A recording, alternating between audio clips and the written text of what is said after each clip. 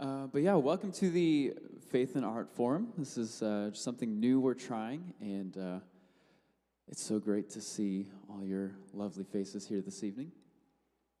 So my goal, more or less, is to just kind of set things up in just a few minutes and then get off the stage and let you guys hear from the people that you're here to listen to, and then after that, you guys can come and see some of the really cool things that you're here to see, some of the artwork here tonight. So this was originally set up as a team night for worship and tech volunteers because just with the nature of what we volunteer in, we deal with arts.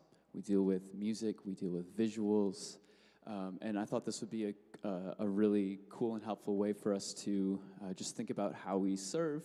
But the evening ended up coming together in such a cool way that I came to Adam and I said, hey, can we open this up for anyone who would like to come? And he gave me 2 big thumbs up and said, go for it.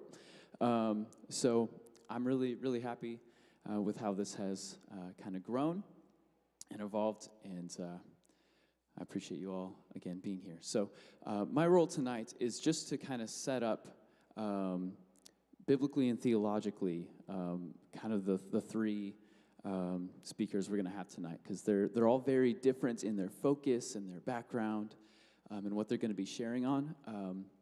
But there are some shared kind of suppositions when it comes to worldview and why this art is being produced that makes it significant. So I'm just going to talk about that for just a few minutes here, and then we'll hear from our speakers, and then at the end of the evening, we'll get to come up and ask questions and view the art. So I'm going to dive in here, and we'll just kind of see some of the background in Scripture as far as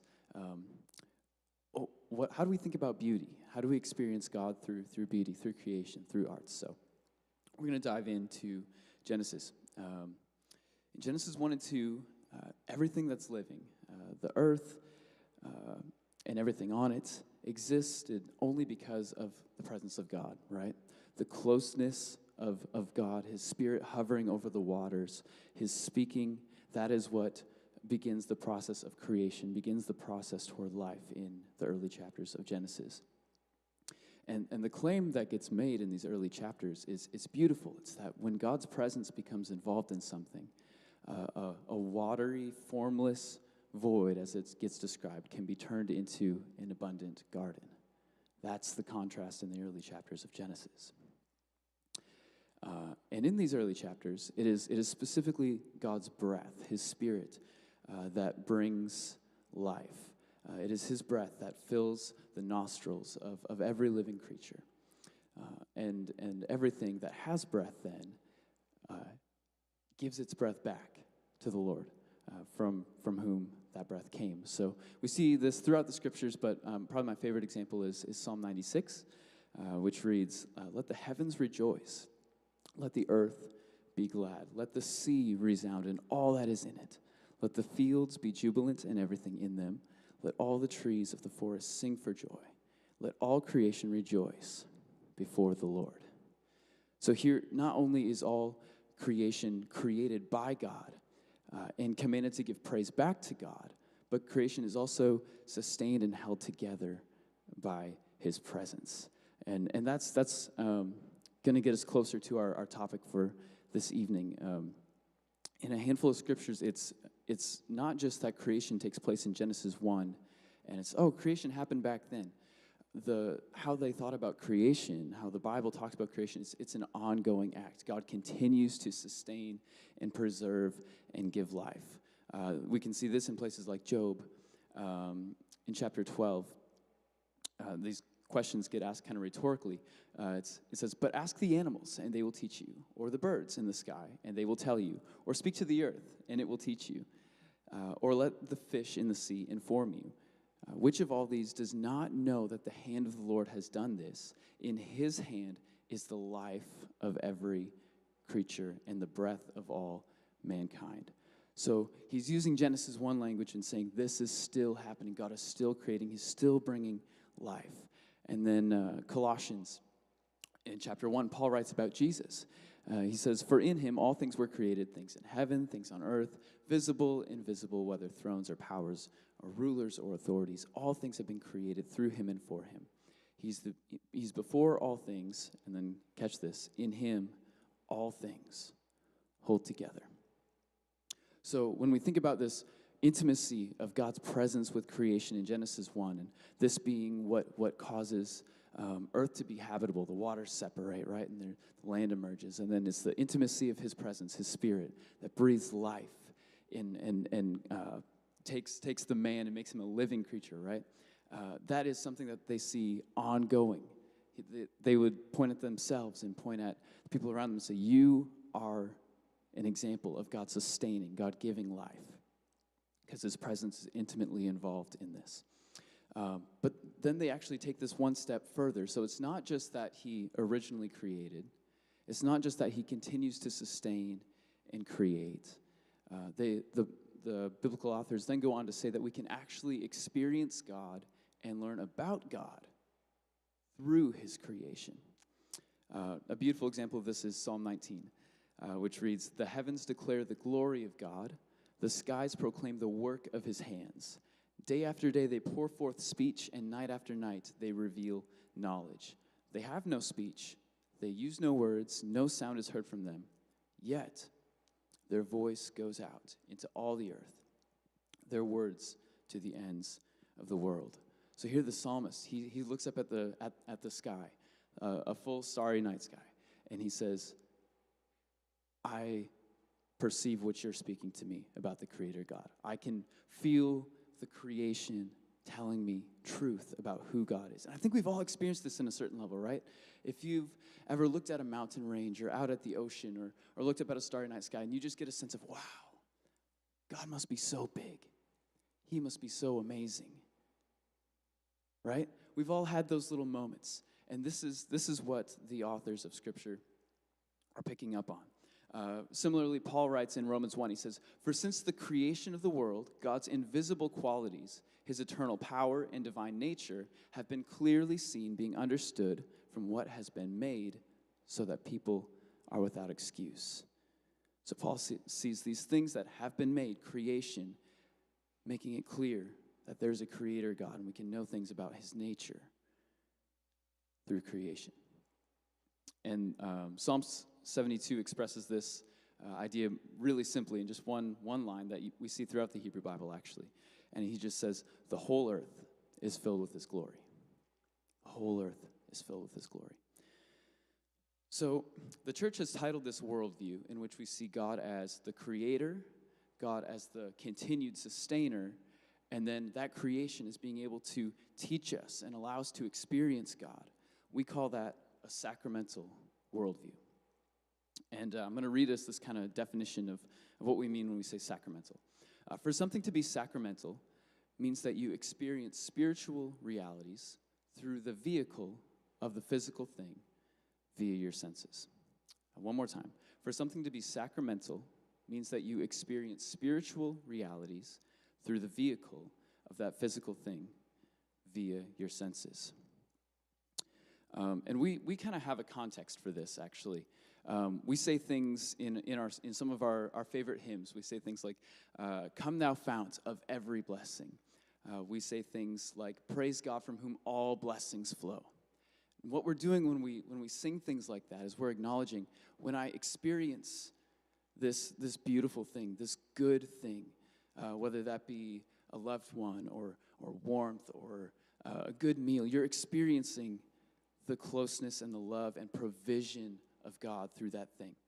A theologian from the Middle Ages, Julian of Norwich, she wrote this: "God is everything that is good. All life's pleasures and comforts are sacramental. They're God's hands touching us."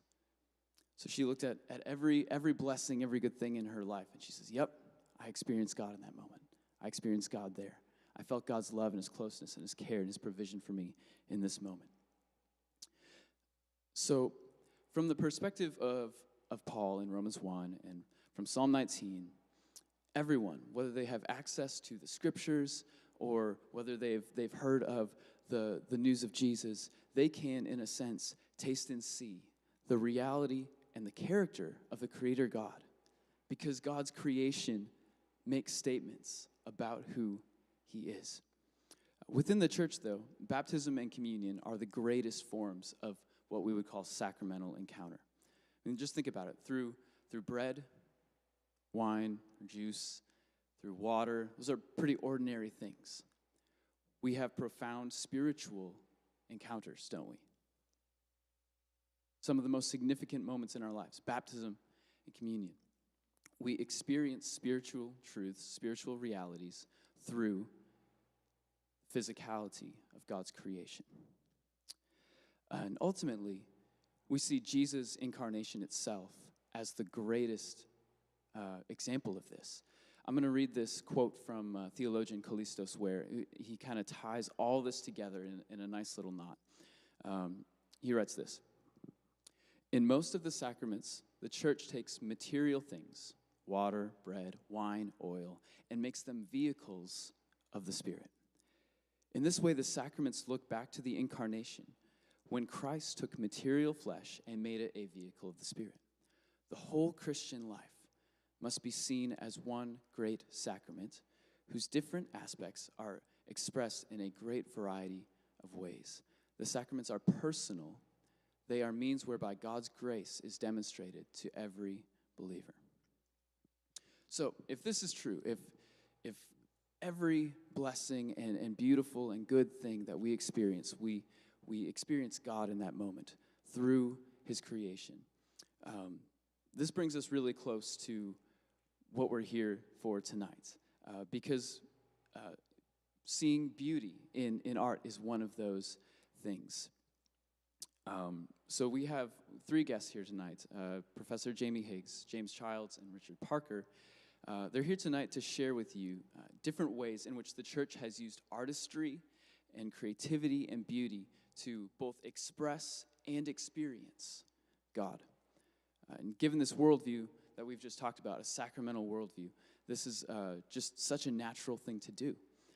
Each of tonight's guests, they come from their own unique perspective, their own area of knowledge, but they're all going to be discussing how the church has expressed and lived out a sacramental faith through the arts, thus the Faith and Art Forum.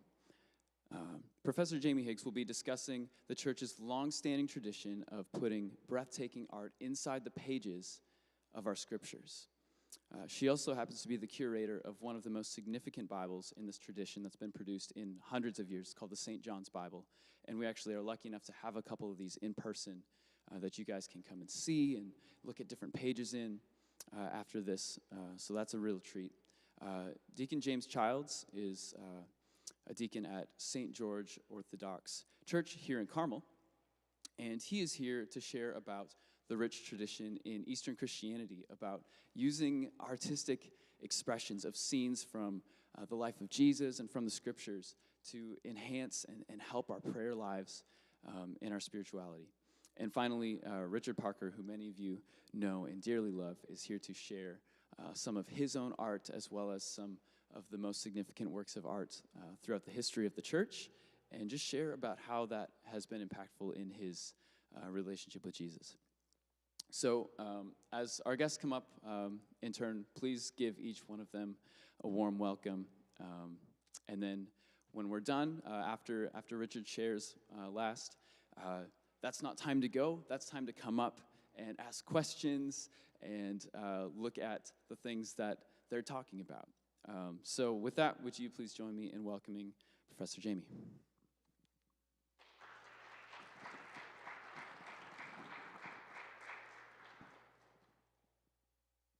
So yeah, I want to begin by thanking Matthew for hosting this night of interacting with faith and God and beauty and art, asking me to join you, and all of you joining me.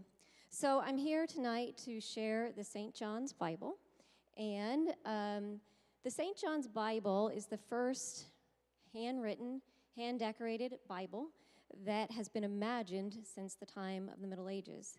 I use that word imagined purposely because to imagine something is to make an image. And if you can make an image in your mind's eye, you can make it real. I often think about this phrase from Harry Potter. We are Harry Potter fans.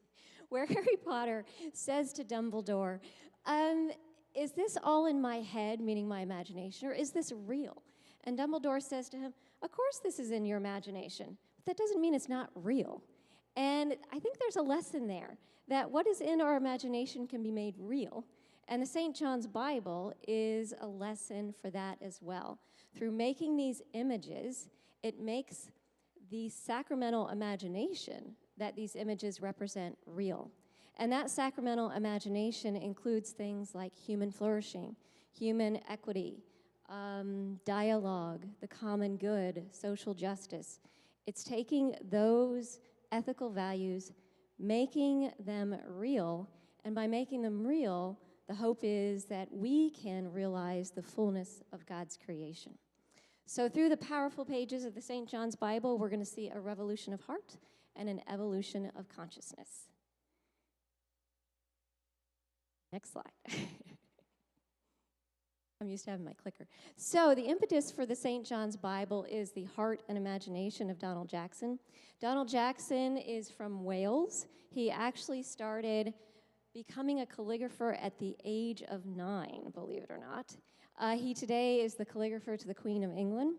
And he had this dream from very early in his life to hand write, hand decorate, again, the first Bible since the Middle Ages. And in 1995, he started to realize this dream. He met an individual from St. John's Abbey by the name of Eric Hollis. He was the director of the Hills Manuscript and Museum Library, and he shared this dream with him. And Eric Hollis first thought that he was a madman, but Eric Hollis took his dream to the monks at St. John's Abbey, who decided that by 1996 that this would be an awesome way to usher in the year 2000, right? To ignite, to reignite the spiritual imagination of not just Christians, but people around the world.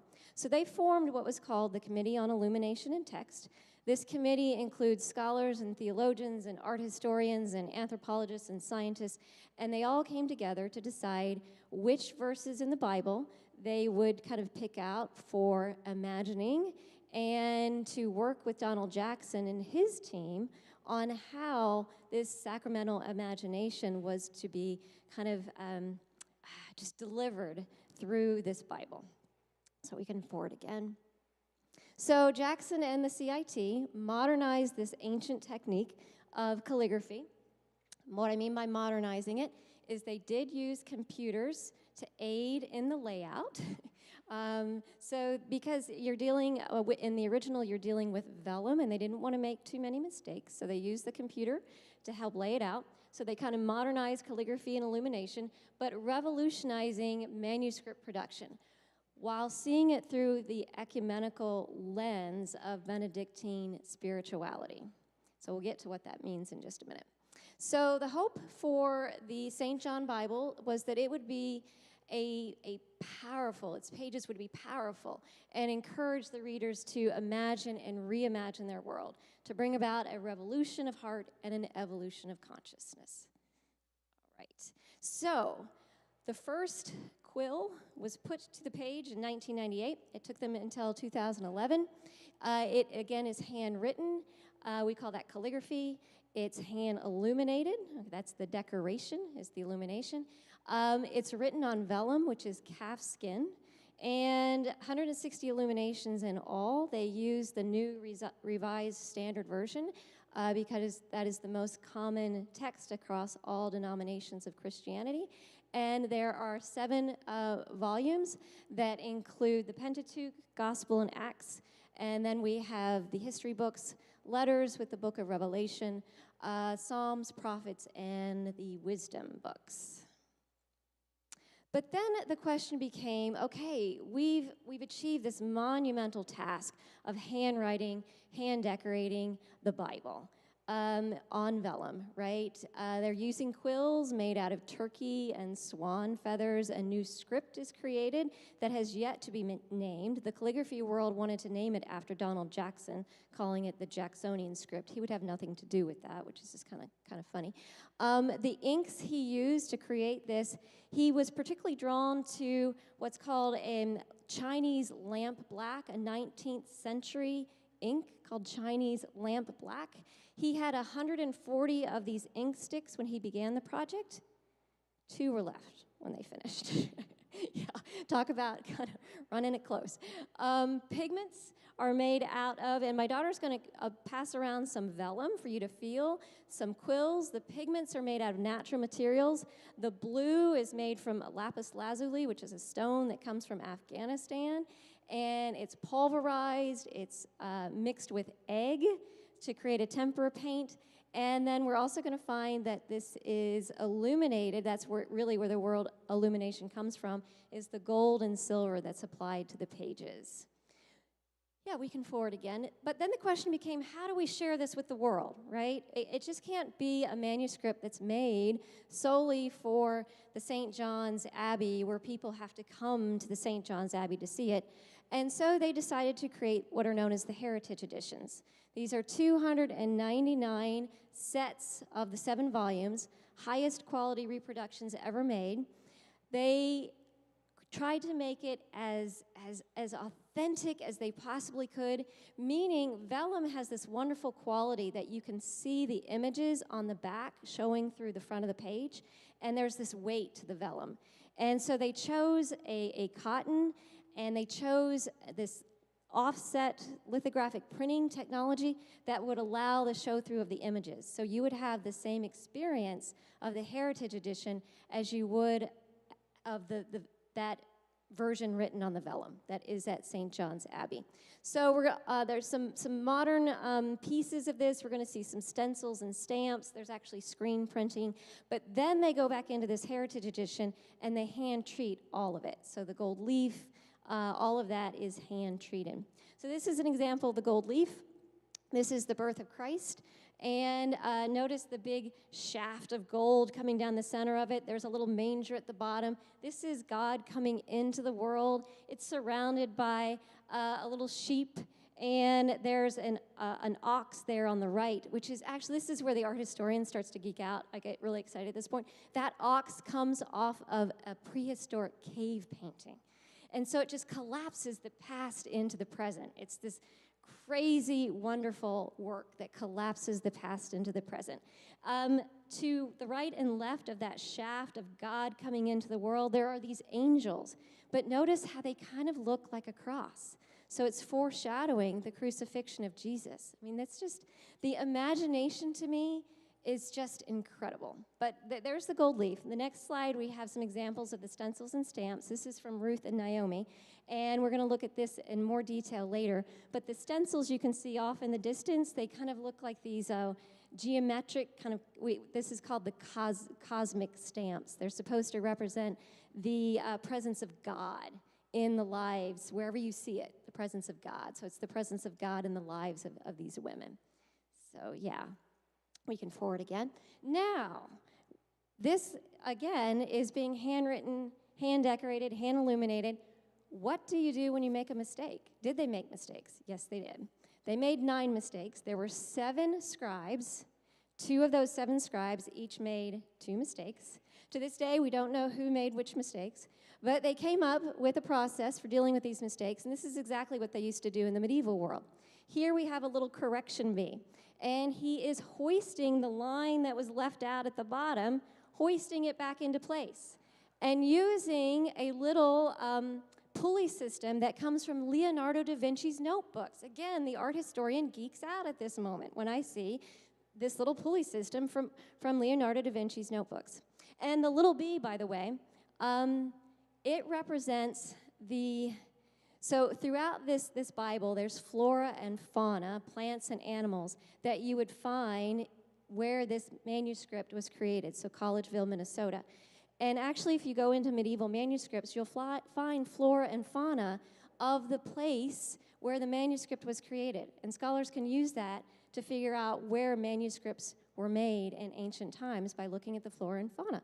So they're doing the same thing here in this modern version, using the flora and fauna of Collegeville, Minnesota. And so that little bee would be found there. So we can fast forward again. So that's how we make corrections. So we've got these revolutionary features, the production, collapsing the past into the present, using medieval techniques, but combining that with computer-aided design. There's an experience of this Bible that requires what we call sacred reading.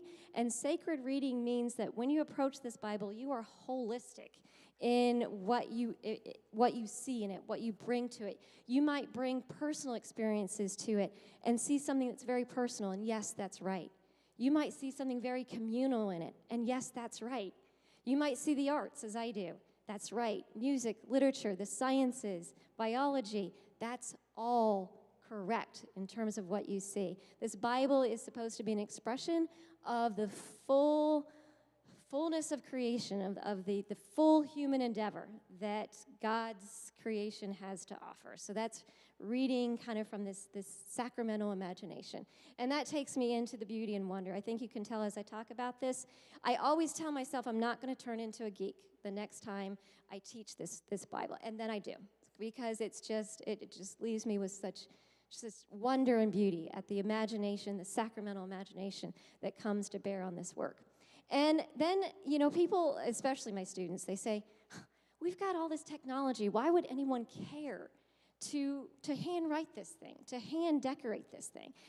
And I'm thinking to myself, no, this is revolutionary. In an age when we replace the iPhone 2 with the iPhone 3 in a matter of, a year, 2 years, iPhone 4, and we just want the newest and greatest, what is so revolutionary about this is it is just created for the ages. It will not go out of style.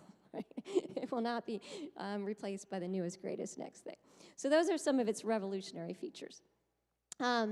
Evolutionary is that, and we won't read this entire thing, I'll just get to kind of this bottom, that the art functions as a window into the divine. We are not supposed to see the text, the calligraphy, and the art as separate, because in the Christian world, especially in the Eastern Byzantine world, and we're going to have a speaker from that, creating an icon, for instance, you don't create an icon, you write an icon, because the icon, the images, are the words of God. And so we're to see the images and the words as the same expression of God, the same window into the divine. And then reading the St. John's Bible is an encounter with the symbolic system and mystery that existed prior to the 18th century Enlightenment. I used to have a colleague in the office next to me. She was a modernist. But we used to kid around together that kind of the world lost its sense of direction with the Enlightenment. And I know that sounds very odd, because the Enlightenment brings all this wonderful science into the world that solves many of our human problems, but it's with that we kind of lose the mystery and the wonder. And so this work tries to reconnect with the symbolic system and the mystery and the wonder that existed in the world prior to the 18th century Enlightenment. So we will start looking at this Benedictine tradition. They decided that it would have to incorporate issues of the day, that it has to incorporate culture, that it includes a broad spectrum of the humanities, it has to raise questions around justice, and speak to multiple faith traditions, and be hospitable to people of goodwill.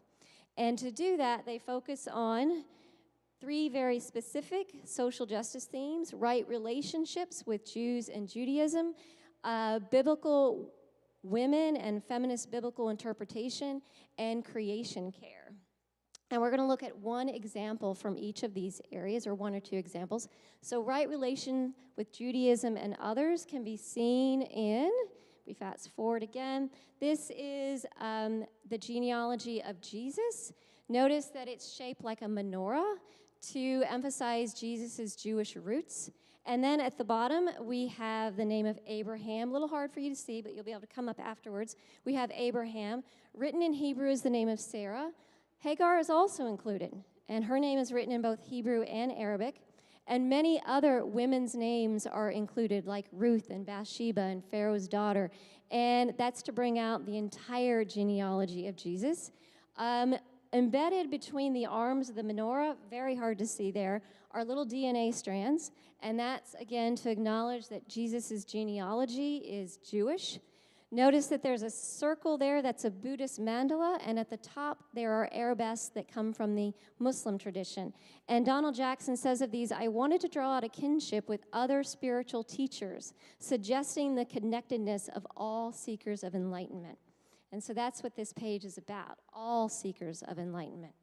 We'll fast forward. So biblical women and feminist biblical interpretation is inspired by, if we go to the next slide, this 1993 commission on the interpretation of the Bible. And I'll just summarize this by saying that it seeks to make women more explicit in the narrative.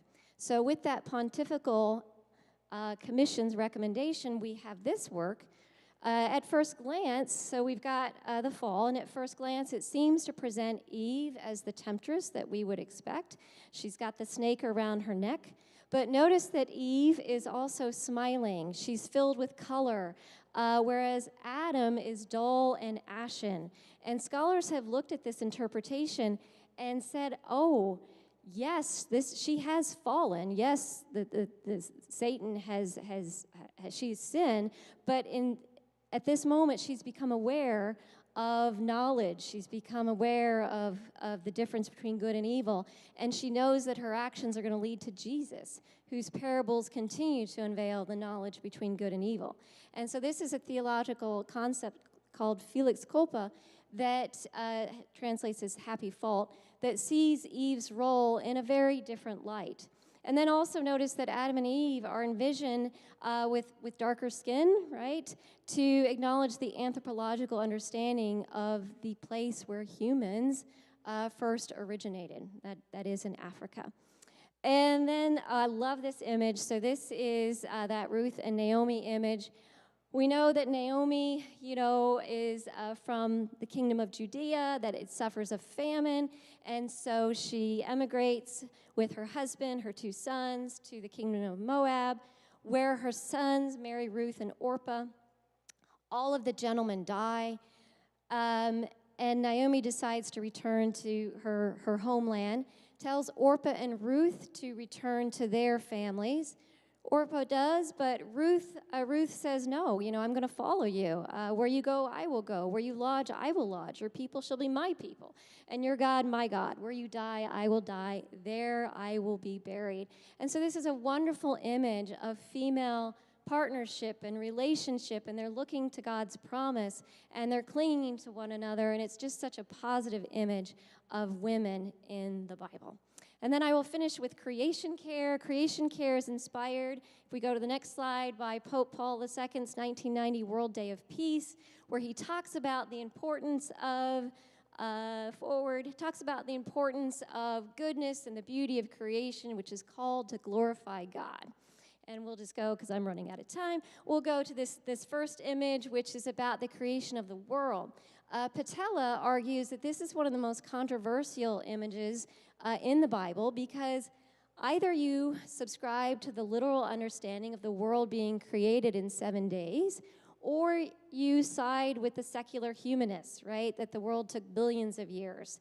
And the St. John's Bible decides, no, we're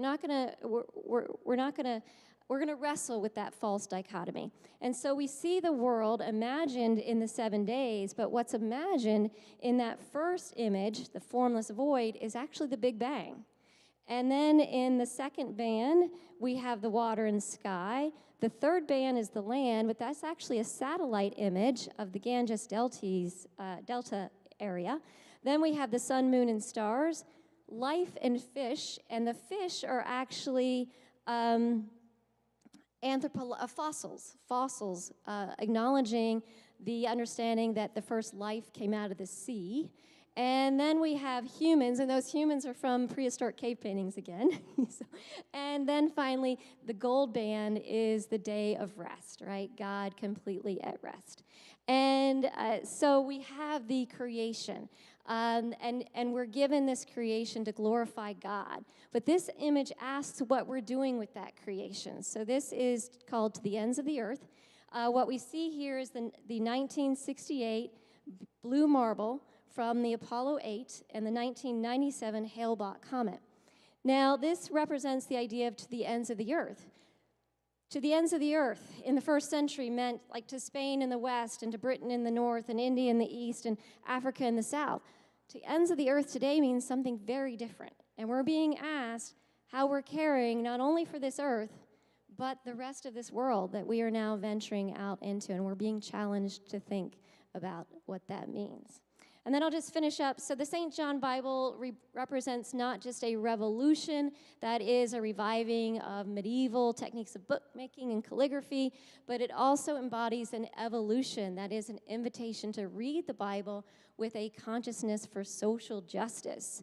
And these pages should not simply result in contemplation, but in action, with its powerful pages to guide our dreams, to imagine a new reality in our shared creation. How can we apply its ethical imagination to our own lives to realize change, and I would say to realize the fullness of God's creation? All right, I will leave you with that. With that, I'm going to introduce James Child to speak on icons.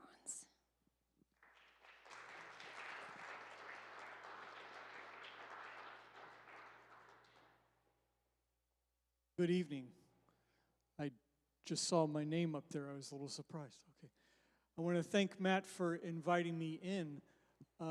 I hope that I can be of helpful to you regarding personal prayer in the use of icons in the Eastern Orthodox tradition.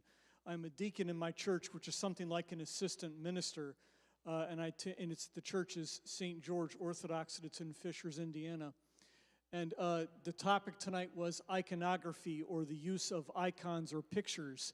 And in Matt's introduction, he quoted using art to enrich our prayer lives. I thought that was a nice way, if he'll permit me to expand on that a little bit. In my Christian tradition, we like to say icons are theology in color, so that not necessarily do we have to use words at all, but we can see the vision or the image or the silhouette or the drawing. In the New Testament, Jesus of Nazareth is described as many, many things. For example, in John's first chapter, he's called the Word of God. In other places, Jesus will call himself the way, the truth, and the life. In other places, he will call himself the Good Shepherd. So from Colossians 1, St. Paul will refer to Jesus as the image. So Jesus is the image of the invisible God, the firstborn of all creation. For in him all things were created in heaven and on earth. And of course, Matt quoted this earlier, but I wanted to include that first part. He is the image of the invisible God. For his imagination of God actually shows forth in the person of Jesus. And when we see the person of Jesus, we start to see what we can become. Next slide, please. Icons in their simplest forms were found in the catacombs, grave sites, and other places of ancient Christian worship. They included things as crosses, fishes, lambs, and other symbols. After the 12 apostles of Jesus and all of their people there was heavy persecution in the first few centuries. Christians had to practice their faith underground. Part of the practice of their faith was to have symbols of who was friendly in their faith. So of course you see the cross at the right, like the 3 o'clock position if you're looking at the clock on the screen. And underneath that you can see the fish. And the fish there is the Greek word ichthys, which actually was an acronym for Christians. That they actually, so the first letter was I, which would have stood for the name of Jesus. The X would have stood for Christ. The third letter would have stood for the God's, and then the fourth letter would have stood for Son, and the last letter would have been the Greek letter for S, which would be Savior. So this became a marking to identify fellow Christians. On the far left, if you can see that oval, anybody guess what that might be, that oval might be in early Christian symbolism? That's an egg. because an egg was an early Christian symbol that of the cave or the tomb of Jesus, and if you cracked it open, life would come forth. So that tradition developed into Easter eggs.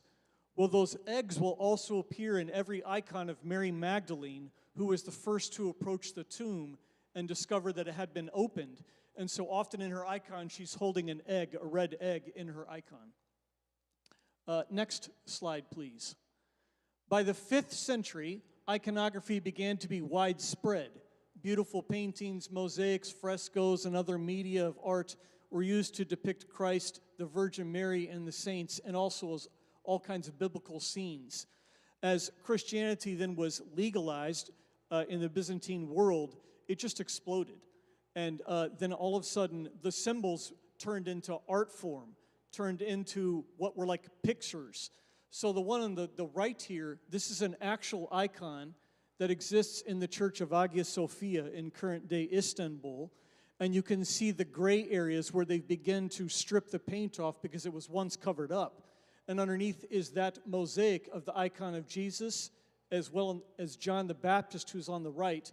And this is probably dated from about the 7th or 8th century, this particular icon. So, and you'll notice how elaborate it is, because as Christians were recognizing the substance of their faith was in the man who was born of Mary.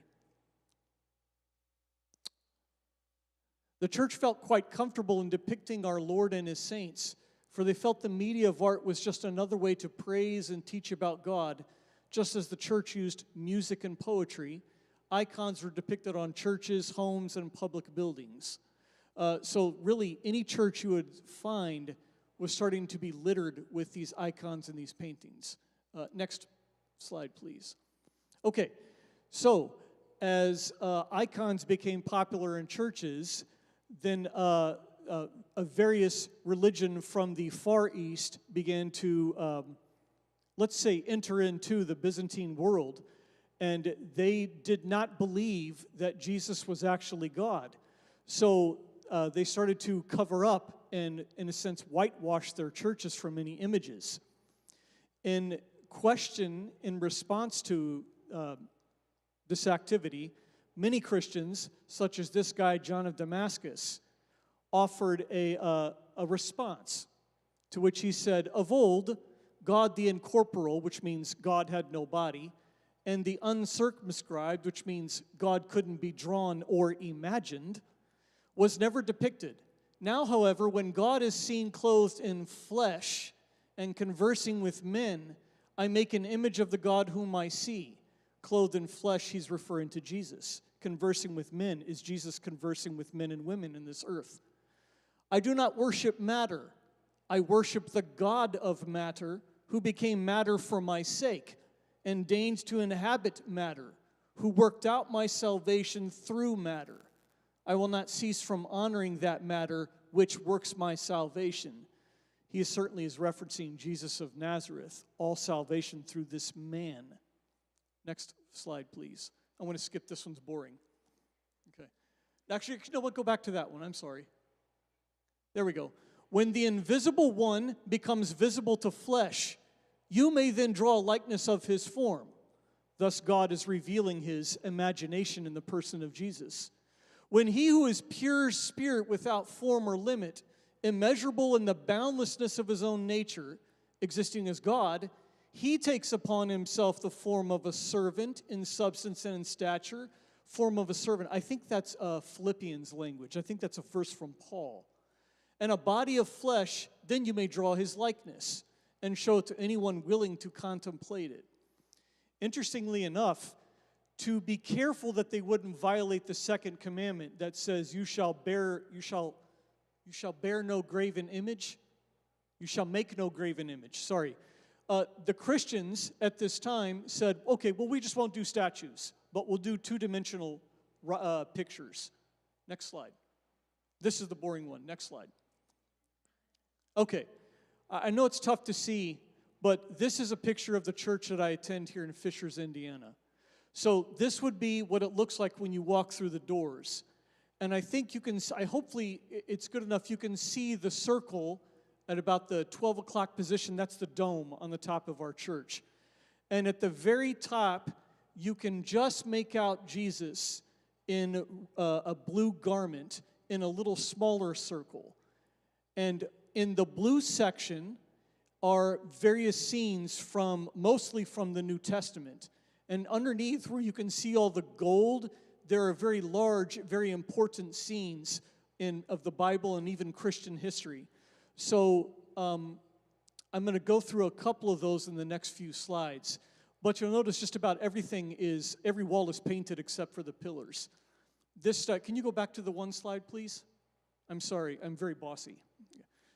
But this style of church is inspired by the Church of Hagia Sophia in Istanbul, which at one time would have had icons looking like this until many of them were covered up with, because they just didn't want to see them. Next slide. This is the dome. If you were to lay on your back on the ground and look up, this is what you would see.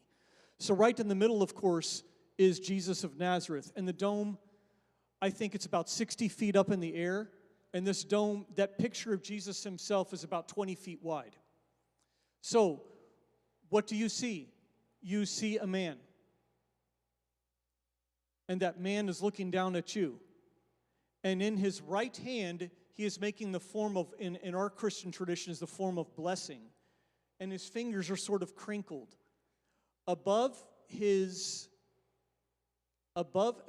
the left of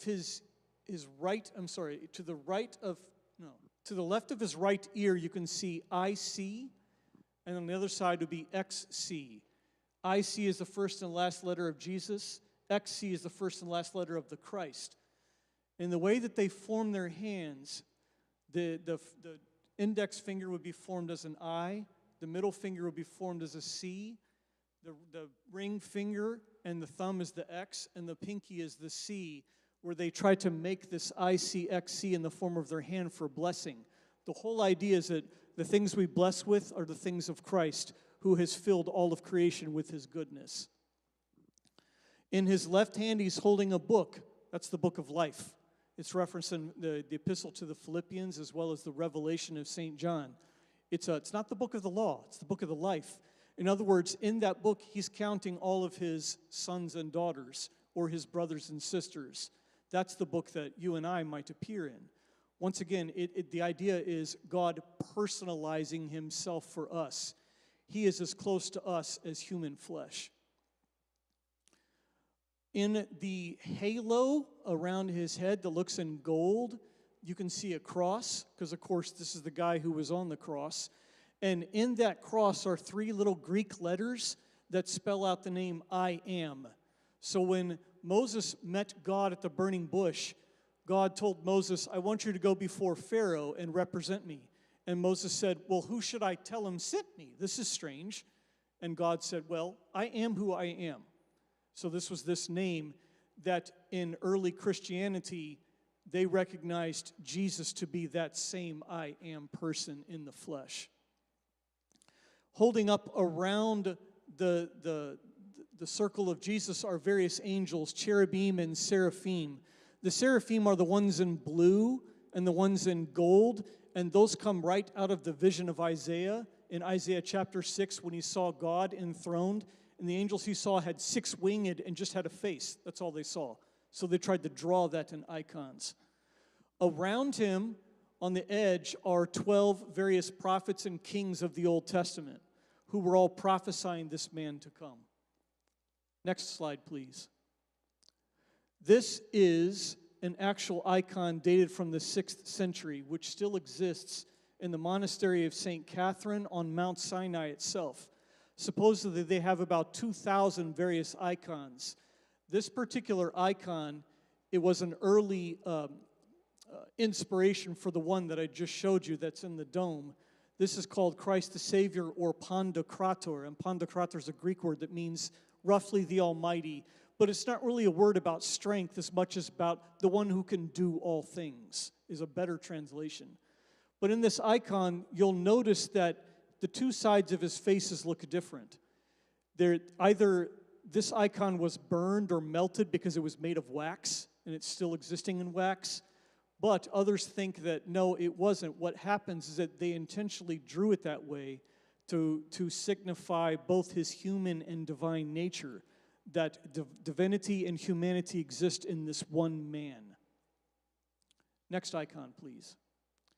This is perhaps the most popular icon in Orthodox Christian tradition, not because it's Mary, but because it's Mary holding Christ. You'll note that the way that she's gesturing to her son, there's a very close embrace with the faces, the cheek touching the other cheek. Her hands are careful as she's gently holding this child. This picture, this icon, tells us and signifies to us that Christianity is not about religious principles. Christianity is about relationship. God desired to have such a close relationship to us that he was willing to have an earthly mother. And just as he is willing to have an earthly mother, we can be inspired to also want to be willing, divine sons and daughters of him. So it's a flipping around. God the Almighty, now becoming as humble as a fleshly baby, now is wanting to help us become an almighty like he is. Over her right shoulder, you can see MP and then the two other letters that are in Greek. Those are the first and last letters of Mother of God, because we understand this woman by means of her relationship with Jesus. That's her motherhood. So the word Theotokos is properly translated Mother of God. She's not a function. You can literally translate that as birth giver of God, but this is about relationship. It's not about just something that she did. It's about something that is now eternal, that eternal relationship. Anybody watch The Chosen show? Yeah. Do you like it? Do you like it? Yeah. I've been impressed with the show. And the 5th episode on the wedding at Cana, I thought they did a nice job depicting the excellent relationship between Jesus and his mother. It was really well done. But this, I'm sorry, go back again. Sorry about that. My fault. But this, must be tens of thousands of variations of this particular icon. And in our tradition, this icon was likely first painted by St. Luke, who is the author of the Gospel as well as the Acts of the Apostles. So when Christianity was finally legalized in the 300s, it seems that this picture was already floating around the Christians, and then it became a very popular and one that appeared in all the churches. Even a little bit more than Christ the Pantocrator, which came a little bit later.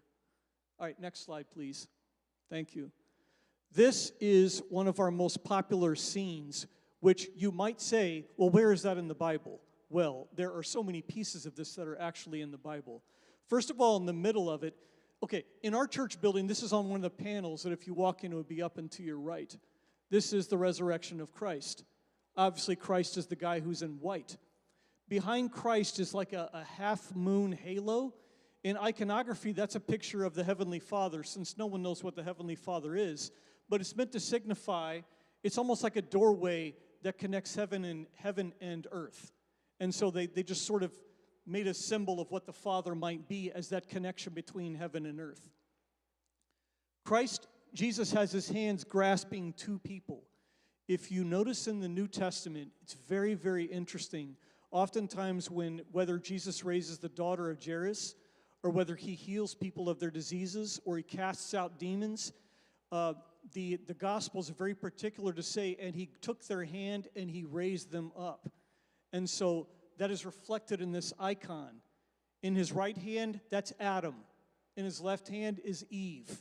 What he's done is that he's taking the first creation, which catapulted the world into sin, and he's picking it up and raising it up and healing it and redeeming it. He's actually not standing on the cross. Those are the doors to Hades, the place of the dead, where then he's marching down and he's grabbing Adam and Eve and everybody else down there and he's saying, come with me, it's time to leave life. As St. Paul was saying in Thessalonians, the last enemy to be defeated is death.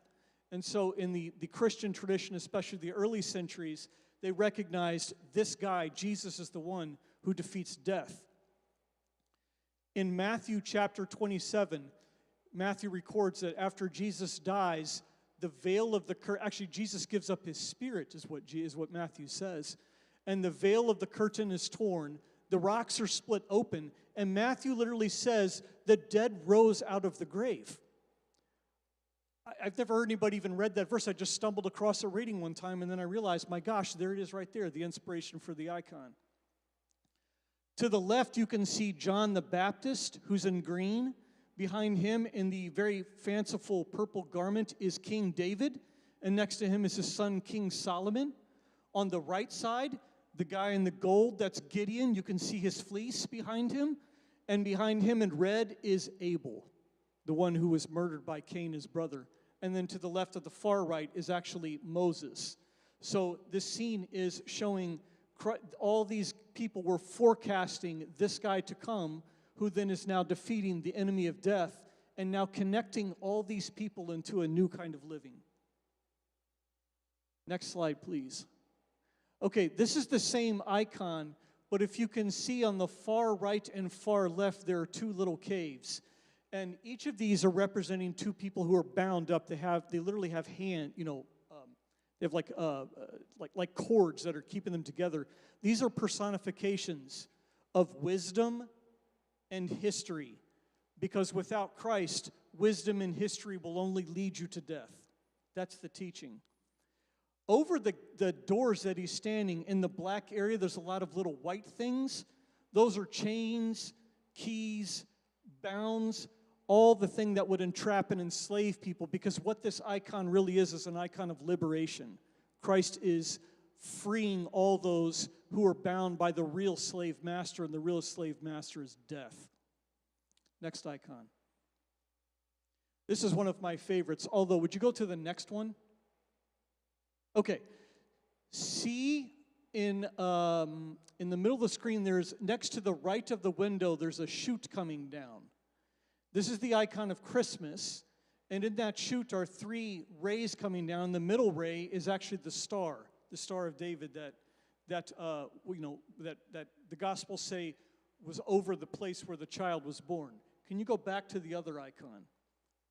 There we go. Because I realized they left this one out. This picture was taken before they finished it. So that ray of light actually now appears in this icon to the left of the window, and it's coming down. And instead where the star would be is a dove, because this is the baptism of Jesus. And in Matthew, Mark, and Luke, each of them are very careful to tell us almost the exact same story, that Jesus of Nazareth walked into the river to be baptized by John.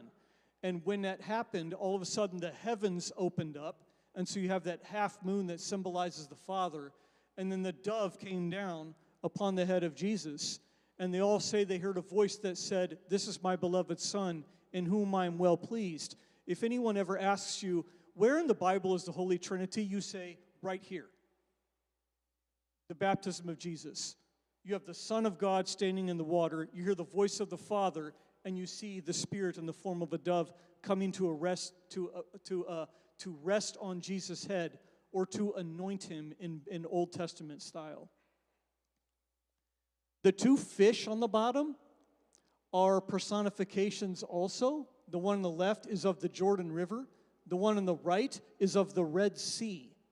And what's extraordinary about this icon in our church, this is where the icon painters can express their own imagination, because the gold symbolizes a half-moon panel, and on the left side is one scene of the Red Sea. On the other side is another part of the Red Sea with the baptism of Jesus in the middle of them. On the left side is showing the Israelites passing through the waters on dry ground. On the right side is showing the Israelites coming through, standing on the opposite of the Red Sea. Moses is now on his knees, getting thanksgiving to God of what happened. And up on the left, where you would see 11 o'clock, they have a Bible verse written from Psalm 92 that says, the Jordan turned back, the sea turned back, and it's a verse that connects the Red Sea and the Jordan River, and they put that on the walls to indicate this amazing connection, that Jesus' baptism is similar to the Red Sea. And if you remember, the Israelites were fleeing Egypt, Pharaoh, a slave master. Here you have Jesus stepping into the Jordan to begin his work, his public ministry of going after the last slave master, and that's death. You see the angels involved, of course, in this one. Next slide. You see the angels involved here in the birth of Jesus, just similar to what the Colossians verses that we started with, that all heaven and earth are involved in this scene. This is actually not that popular of an icon, because in Eastern Christian tradition, the main theme of Christmas was actually the baptism of Jesus, or theophany. Theophany or epiphany, revelations, manifestations, God revealing himself in the flesh. So that means in this Christian tradition, in this kind of artwork, it's all about putting God's actual, tangible revelations in the flesh in front of us so that we can see where we've come from, and now we can see where we are going. And that doesn't just mean where we are going on this earth, but where we are going in the next world to come. I think I'll stop there. Mr. Parker, are you ready?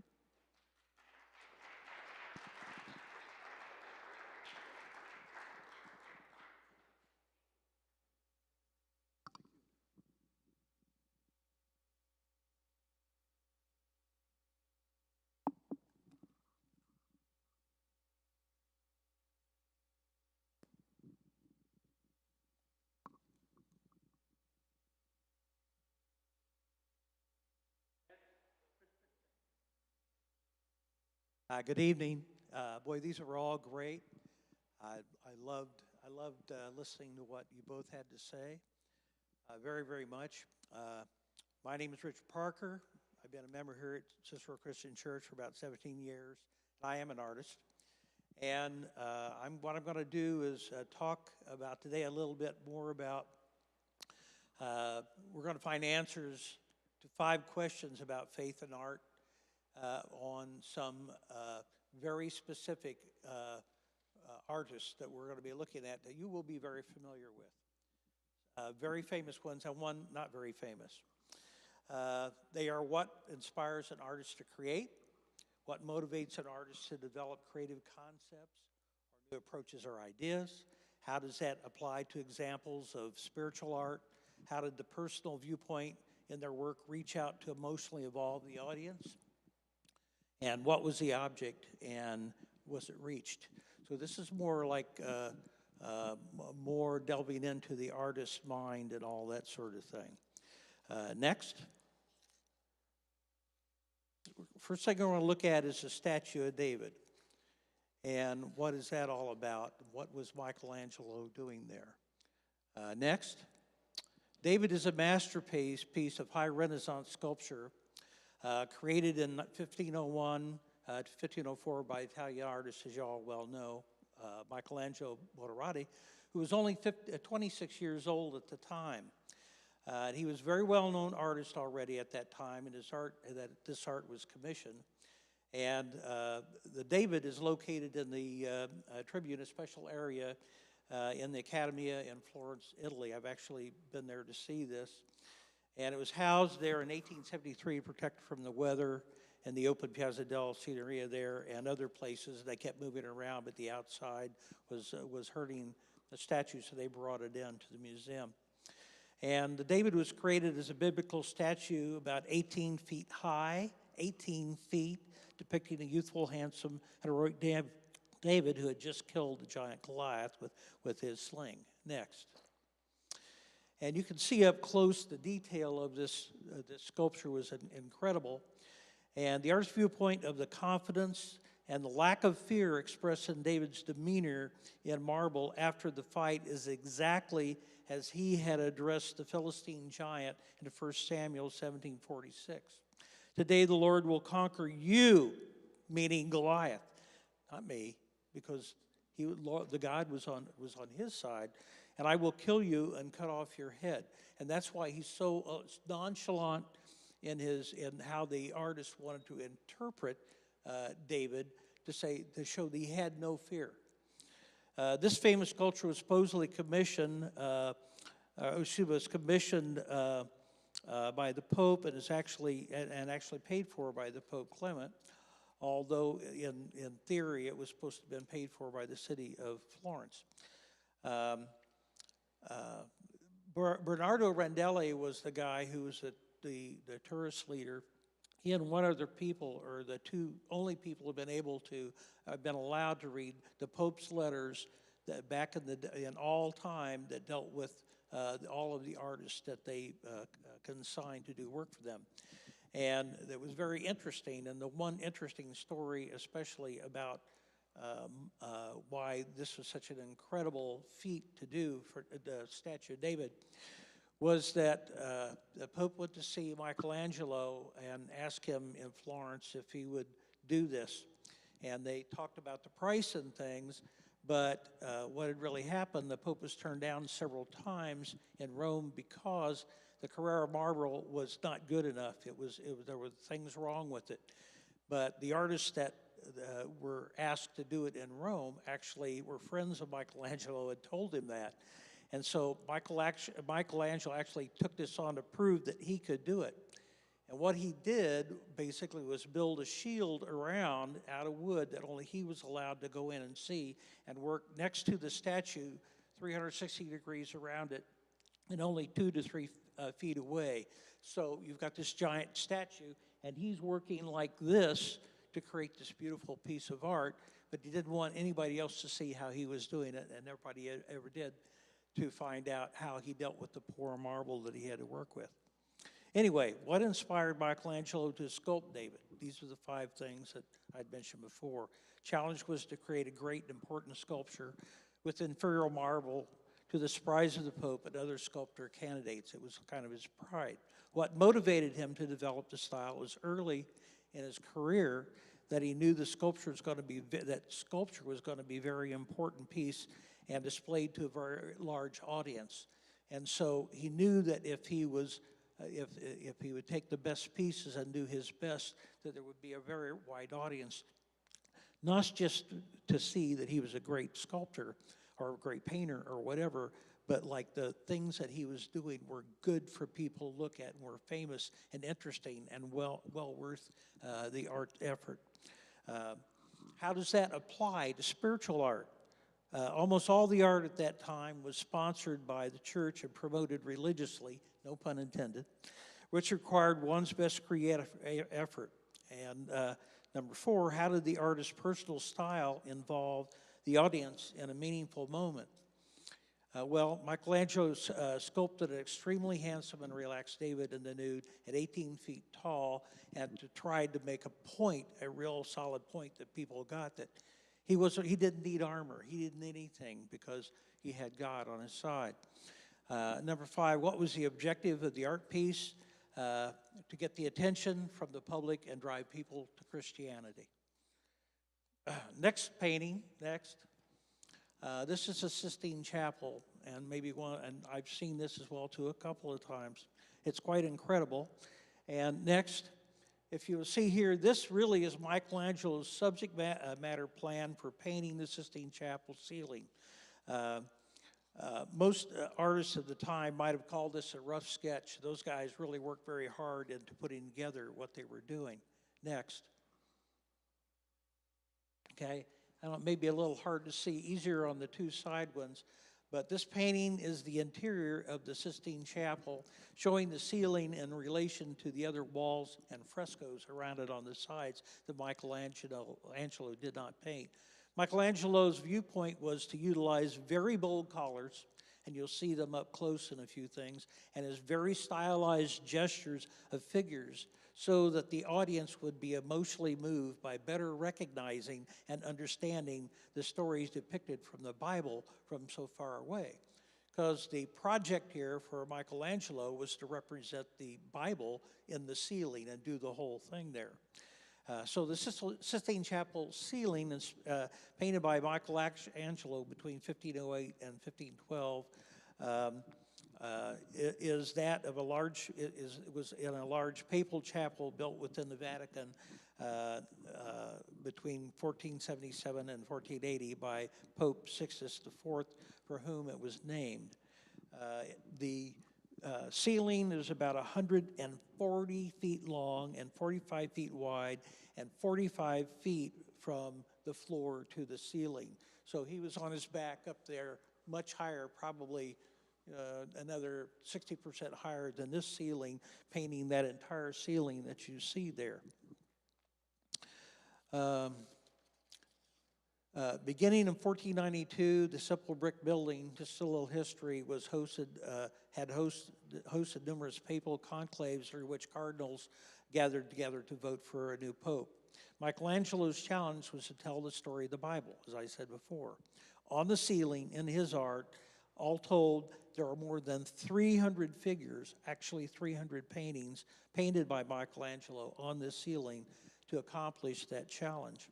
Remember that Michelangelo was a sculptor, not really considered a painter at the time at all. And he thought himself only as a sculptor and preferred working with only marble than almost any other material.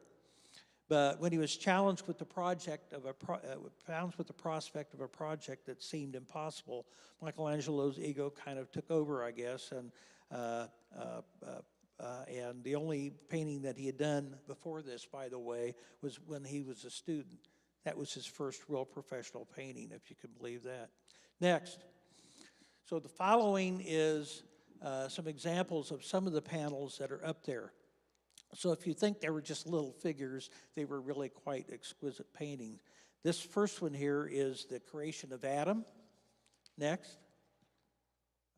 This one is, these are the titles of the paintings, these specific ones. And this one is God dividing the waters and also showing illusory architecture in the ceiling. So the ceiling was actually quite plain up there, even though the sides of that giant room were pretty exquisite in different architectural features.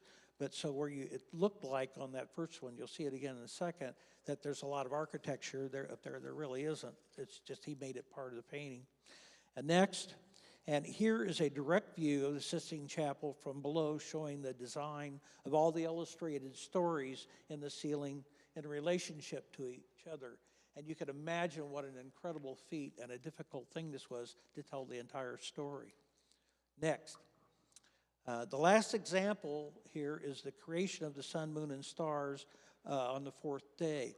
And this is another example as well, too, where that Michelangelo just took incredible detail and in his style in telling the different parts of the story of the Bible.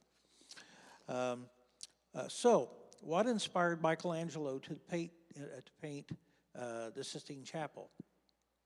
It was a challenge to create a great, important project that would be seen by an untold number of people and church authorities well into the future. He realized that this was going to be something that people were going to be looking at forever.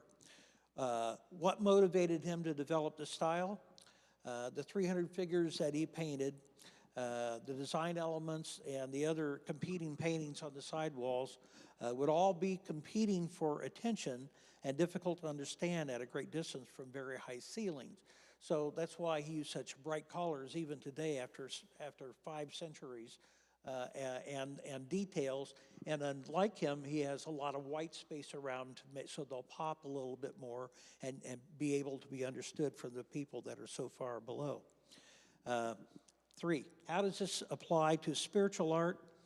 Almost all art at that time was sponsored by the church and promoted heavily, which required a unique style that achieved desired results in order to be selected for more work for the artist to do, especially in the case where the goal was to tell the story of the Bible in this particular one. How did the artist's personal style involve the audience at a meaningful moment? Michelangelo really was hired and did the work of what he loved to do, was plan and design his work to fit the requirements of the client and awe the audience. That's what he wanted to do. And that's kind of like no different than what a lot of maybe every serious artist today wants to accomplish in his or her work. So what was the objective of the art piece? It was to get attention from the public and drive people to Christianity. Next. The Pieta. If anybody's ever been to Rome, if you ever plan a trip, this is something that you should see because it's a mind-blowing experience. The Pieta by Michelangelo, again, resides in St. Peter's in the Vatican. It's truly an emotional experience to personally witness this brilliant Renaissance sculpture commissioned for the funeral monument of French Cardinal Jean de Villiers in 1499. It was moved to St. Peter's in the 18th century. This work of art depicts the body of Jesus reclining on the lap of his Mother Mary after the crucifixion. And Michael's personal challenge and viewpoint here was to have total control over the project. This is the one project, and you'll see a point in this I'll make in a second, that is for a very egotistical artist, is the only time he really stepped forward and did something like this. But he was to have total control over the project to elicit an extreme emotional response from public viewing of this sculpture, which portrayed the most memorable scene. To this day, more than 5 centuries later, experiencing the Pieta draws a deeply dramatic, heartfelt, and tearful response to this, the aftermath of the most important event in Christianity. An important note about this is, and you can see by the beauty just in the picture way up here, this is the only sculpture that Michelangelo ever signed, that he claimed, this is my best work. The only one he ever signed of all that he did, because he felt that he really portrayed the most important religious thing to him about the death of Jesus and this sad moment to bring tears from people. So number one, what inspired Michelangelo to sculpt the Pieta? He knew from the outset that his unique opportunity was probably the only chance in his or any other artist's lifetime to create a great sculpture of both Mary and the dead body of Jesus in her arms just after the crucifixion. And it was, and it really was. I can't think of any other like that. Number two, what motivated him to develop the style? The opportunity to recreate this sensitive moment of Mother and the Messiah that any person could relate to with great emotion and sadness. He knew that to be the first and probably only sculptor to make a statement with this art, with this subject matter, would never happen again. And so, at least at this level so far, after more than 5 centuries, it is not. How does this apply to spiritual art? The closest artistic opportunity to emotionally compare the Michelangelo's Pieta is probably one with Jesus at the cross. That is memorable. How did the artist's personal style involve the audience in a meaningful moment? All a person can do to answer that question is to fly to Rome and see the Pieta and St. Peter's for themselves. My 2 times visiting this great piece of art in person, almost everyone in the crowd in St. Peter's surrounds his statue, and tears, even I think about it right now, flowing, streaming down the cheeks of everybody at the time.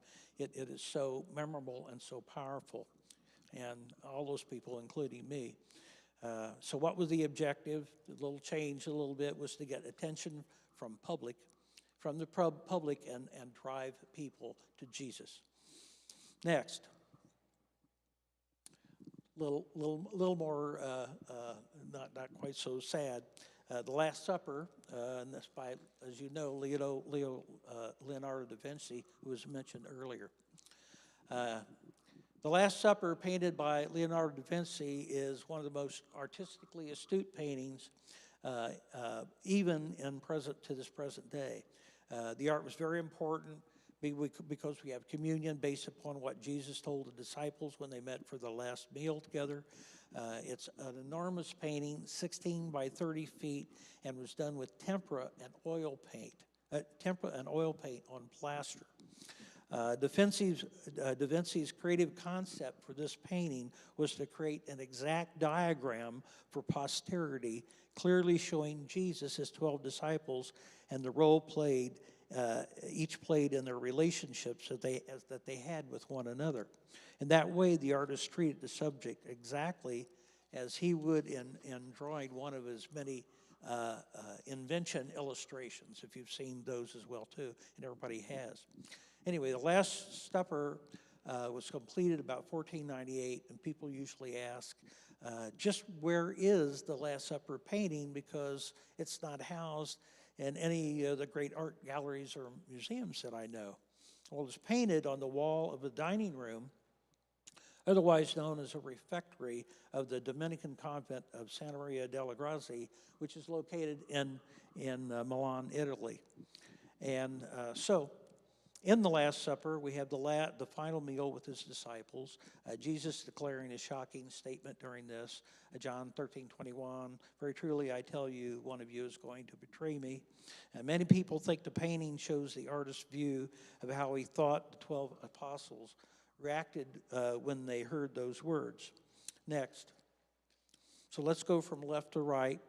And you can see that from the left, the first group consists of Bartholomew, coming from the left, and then James the Less, and then Andrew, whose hands are raised as if indicating to stop or slow down. Hey, what are you saying? Please, repeat that. All three characteristics depict emotions of surprise. Next, the second from the left there, or second from the left picture scene is Judas on the left, and Peter and John. However, you notice John seems very much a female, and it's speculated to be, by some people, Mary Magdalene in that. There was some confusion about that. Next, and right in the center, of course, is Jesus Christ. His countenance is one of openness, suggesting the blessing of food and wine, the Holy Sacrament, and Eucharist. As when Jesus takes the bread and says in Matthew 26, "Take and eat, this is my body. And upon drinking from the cup, drink from it, all of you. This is my blood of the covenant, which is poured out for many for the forgiveness of sins." Next, to the right of Jesus here, as we continue to move right, is Thomas. Then to the right of him, James the Greater, and then Philip. Next. And to the far right, finally, of the painting is Matthew, Thaddeus, and Simon. Next. This happens to be, I thought this was interesting to show the efforts that Leonardo da Vinci went to study everything that he did when he did his paintings. And this happens to be a very rare study sketch of 9 of the 12 apostles. And this guy did like hundreds of sketches. It's incredible. It's like he was inventing something again all over to make sure he could get it right. Next. So, this is actually a view of the Last Supper as it actually appears on the refectory wall. The space under the table below Jesus there is actually the top of a doorway. It's up higher. There are many other artists, some very well known, who have painted their version of the Last Supper.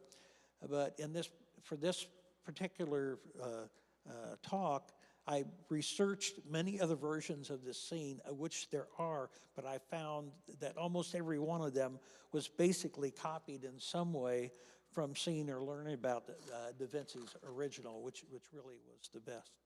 So, next. No, keep it right there, excuse me. So, once again, what inspired Leonardo da Vinci to paint the Last Supper? In 1482, Lorenzo de' Medici, a very powerful banker, ruler, and art patron of Florence, Italy, commissioned Da Vinci to create the Last Supper to give the painting to Ludovico Sforza, the Duke of Milan. And Sforza was interested in the painting, having it, but Da Vinci did it, or to have Da Vinci do the painting for it. But Medici, who was a wheeler-dealer business guy, actually did it and gave it to him as a present. Number 2, what motivated Da Vinci to develop the style? He wanted to paint Jesus and the disciples with relationships seemingly mended by showing symmetry and unity of all the individuals together. Number 3, how does that apply to spiritual art? Da Vinci treats it very much like the scene was one of his many drawings of his inventions. The elements were in order and personalities were clearly defined to make it easier for the public to understand. Regardless, the results were incredible. This painting is one of the most well-known in the world today. Number 4, how did the artist's personal style involve the audience at a meaningful moment? I think that Da Vinci's personal style is to actually involve the audience in many different meaningful moments all at once, as you can see in this one. Totally unlike his Mona Lisa, which is just one event of Mona Lisa. So the last thing about this was what was The objective of the art piece, to get attention from the public and drive people to Jesus. So next. We only have 2 more here to go.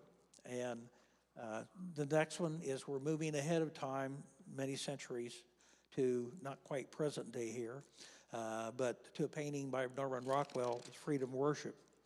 And you can see this is now a very, very different style in the way that you see more commercial printing and more commercial illustration done today.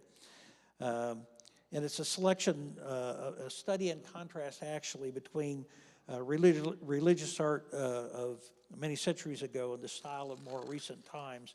But it's interesting to make a comment on this. And Norman Rockwell, we know, was an American painter, and everybody's familiar with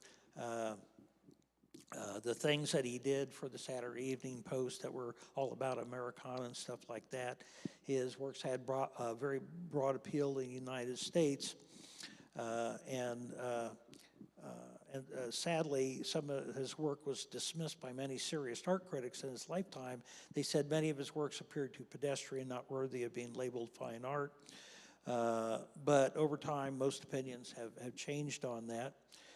Because his work has been now is exhibited at the Guggenheim Museum, and his one of his works, Home Ties, was sold for $15.4 million at a Sotheby's auction, and recently in 2013, I think, Saying Grace for $46 million established a new record for some of his work and everything. So people came to appreciate his work, but there's an interesting look at this that's not like some of the art that we've seen before or what you've seen from others here.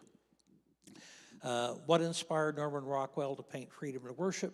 Painting was commissioned as a second of a series of 4 oil paintings which were inspired by President Franklin Roosevelt's State of the Union address in January 6, 1941. What motivated him to develop the style? He wanted to show different Americans praying and representing a number of different kinds of people of different faiths and so on. How does that apply to spiritual art? It really doesn't so much as it does represent Americans who have the freedom to worship freely and as they choose. Number 4, how did the artist's personal style involve the audience in a meaningful moment? He was a master technician who utilized a much more realistic style at times, as you can see here, almost photographic, clearly defining who the audience was rather than what they were doing. Looking at individual characters involved in the painting, just doing that. Rockwell used models rather than drawing from his imagination or sketches, and in this example, to make sure every single detail was exactly right. And so what was it, this is a real difference now, too, in religious art with really a commercial illustrator, commercial painter. What was the objective of this art piece? To show equality of people and their freedom to worship in modern times in America. This was indicative of a more recent popular shift in religious focus in art from what Michelangelo and Vinci did in our prior examples, bringing people to Christianity and bringing people to Jesus. It's an example of using very talented, popular, very well-known artists to show a change in today's view, sometimes in religion, rather than the substance of a religion, which is kind of a negative. Next. So there's one more not-so-famous artist here. This is called Mighty Clouds of Joy that I did for myself yet, actually. I haven't really shown it to anybody. You'll be the first people, I guess. Even though much is known about great artists of the past, it's hard to say exactly what motivated them to do things. You have to read a lot of books and look at a lot of their work, as I've done, or to know what their greatest work was all about.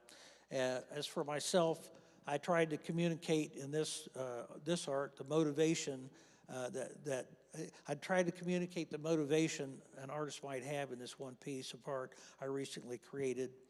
Clearly, the painting is a very different conceptual perspective from the art you have just witnessed. In it, my viewpoint was to make a personal statement that even in the smallest, forgotten, out-of-the-way places, God is always there for us in a big, big way. And that became my creative concept. What is the story behind it? I had passed this little church in southern Indiana on Route 252 around Martinsville in Morgan County dozens of times while visiting my brother Bill, who lived down there. This church building had been in a very bad state of repair for some time, for the couple of years I was going down by there. And the grounds and surrounding trees of the property were rough and neglected. But every time I passed by, I saw something that could be done to improve the potential of the scene. So I fixed the sidewalk, I painted the building, and landscaped the property in my imagination. And one day I stopped to take a picture for a reference with my iPhone, and there didn't happen to be any clouds there, which seemed kind of strange. When I love to paint clouds, if you've seen some of my stuff up here later on or anything else, you probably know I like to do big clouds and things like that. And I felt the painting I was going to do needed to reach up into the sky towards heaven. So I prayed about it. When I finally painted the scene of my studio, the one that you see right here, I created my own version of majestic billowing clouds that I felt even God would love, as it represented his great presence over this small church and us all, no matter what the circumstance. That's why this painting was named for a very well-known gospel group, the Mighty Clouds of Joy, if you ever heard them. They're fantastic. By the way, my brother lived just a few miles down the road on Indiana's Mount Nebo, believe it or not, if you're familiar with that. And I turned onto this road right at the corner to turn to his house, right at the corner at the Mount Nebo Christian Church. Spiritual coincidence? I think not. Anyway, so to summarize the points in this as well, too, which is very different than the others that were made to be shown a lot of people and had some political and other things involved with them and a lot of money. This has none. If you open your eyes, what inspired me to paint this, if you open your eyes and live in the Spirit creatively, you can find God everywhere, even if it might not be, not seem so at first. Number two, what motivated me to develop the concept of this painting? Well, opportunity. When sometimes if you open your eyes and look for what God has provided, no matter what, you'll find creativity and beauty in just about everything and everywhere and under every sort of circumstance. And number three, how does that apply to spiritual art? Well, pretty much like it did for Michelangelo and Leonardo da Vinci, I think, in terms of a chance for them to use their God-given talents to show others to learn more about God and Jesus. Number four, how did this personal viewpoint involve the audience in a meaningful moment? Well, you can be the judge because you're the first audience to see this art, other than my wife and maybe a couple of other people who might have been over to or seen that this actually hasn't even been printed yet. Number five, what is the artist's objective here? What is my objective? Is to get attention from the viewer and drive people to Jesus, just like some of the others. So, next, thank you for your interest and attention. I'll be happy to take any questions or talk about anything you would like to know after we're done here, and thank you very much.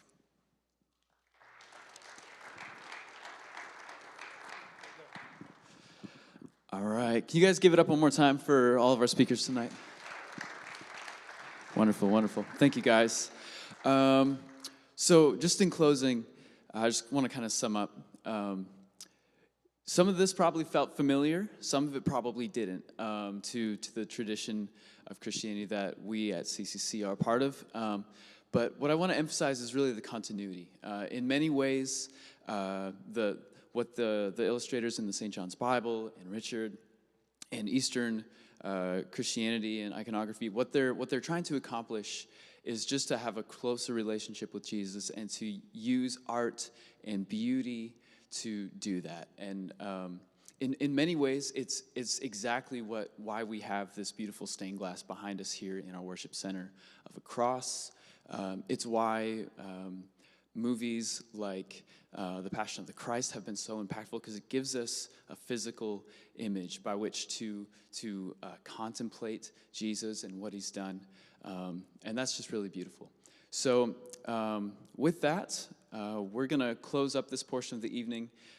Richard's going to be over here with a handful of his own original art for you guys to look at, get up close to, ask questions. Jamie's going to be here with the St. John's Bible. Don't touch the pages, right? She'll turn pages for you, I believe. Is that correct? Yeah. So you can ask her if you have a certain passage you love, she can turn to that page for you. And then James will also be over here with some Eastern art and some iconography. And these are just from my office, so you can pick those up if you want. Don't pick these up, you can pick those up. With that, thank you guys so much for listening. And come up, ask questions, see things. Thanks.